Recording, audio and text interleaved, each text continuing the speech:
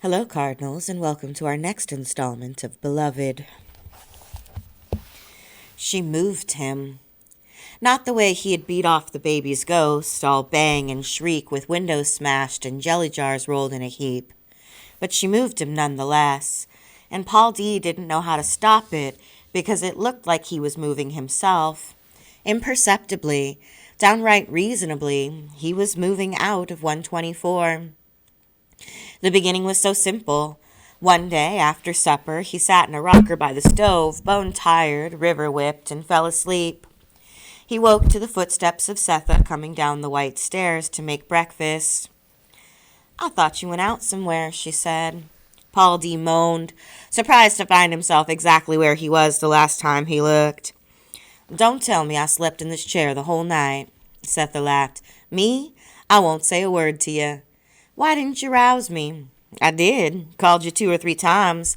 I gave it up around midnight, and then I thought you went out somewhere." He stood, expecting his back to fight it, but it didn't. Not a creak or a stiff joint anywhere.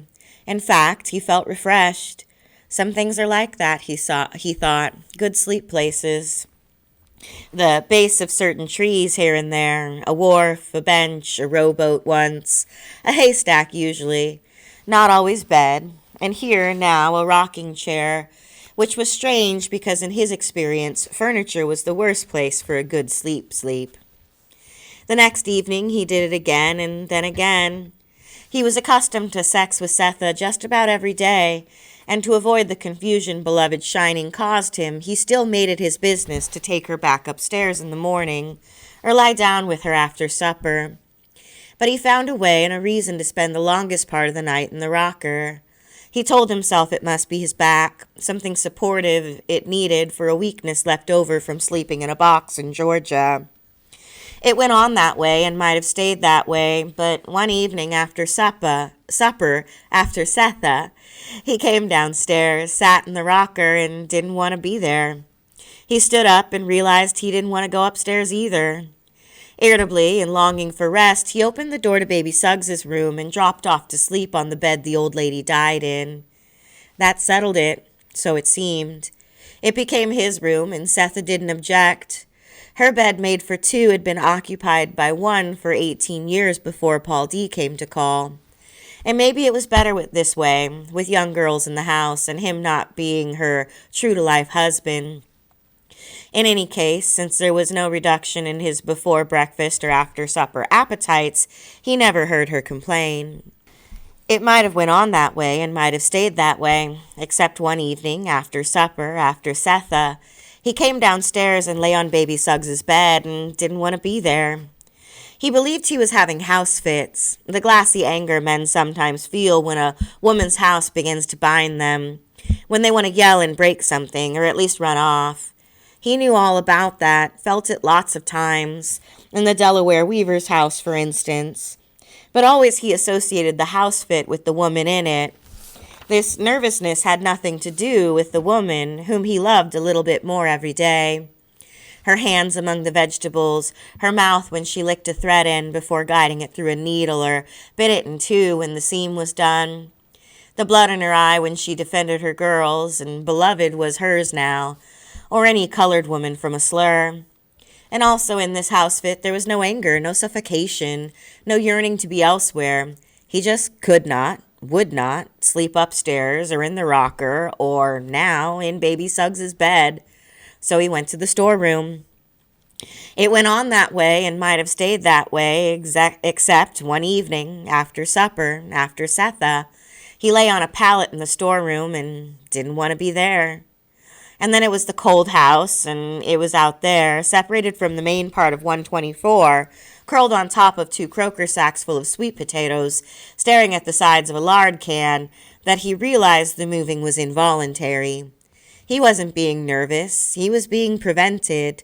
So he waited, visited Setha in the morning, slept in the cold room at night, and waited.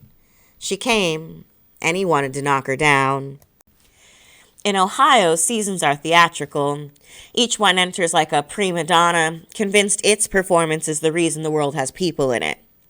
When Paul D had been forced out of 124 into a shed behind it, summer had been hooted off stage, and autumn, with its bottles of blood and gold, had everybody's attention. Even at night, when there should have been a restful intermission, there was none because the voices of a dying landscape were insistent and loud. Paul D packed newspaper under himself and over to give his thin blanket some help, but the chilly night was not on his mind. When he heard the door open behind him, he refused to turn and look. "What you want in here? What you want?" He should have been able to hear her breathing. "I want you to touch me on the inside part and call me my name." Paul D never worried about his little tobacco tin anymore. It was rusted shut. So while she hoisted her skirts and turned her head over her shoulder the way the turtles had, he just looked at the lard can, silvery in moonlight, and spoke quietly. "When good people take you in and treat you good, you ought to try to be good back. You don't. Setha loves you, much as her own daughter. You know that." Beloved dropped her skirts as he spoke and looked at him with empty eyes. She took a step he could not hear and stood close behind him. "She don't love me like I love her. I don't love nobody but her." "Then what you come in here for?" "I want you to touch me on the inside part." "Go on back in that house and get to bed." "You have to touch me on the inside part, and you have to call me my name." As long as his eyes were locked on the silver of the lard can, he was safe. If he trembled like Lot's wife and felt some womanish need to see the nature of the sin behind him, feel a sympathy perhaps for the cursing cursed, or want to hold it in his arms out of respect for the connection between them, he too would be lost. "Call me my name." "No." "Please call it. I'll go if you call it." "Beloved." He said it, but she did not go. She moved closer with a footfall he didn't hear, and he didn't hear the whisper that the flakes of rust made either as they fell away from the seams of his tobacco tin. So when the lid gave, he didn't know it. What he knew was that when he reached the inside part, he was saying, red heart, over and over again, softly, and then so loud it woke Denver, and then Paul D himself. Red heart, red heart, red heart.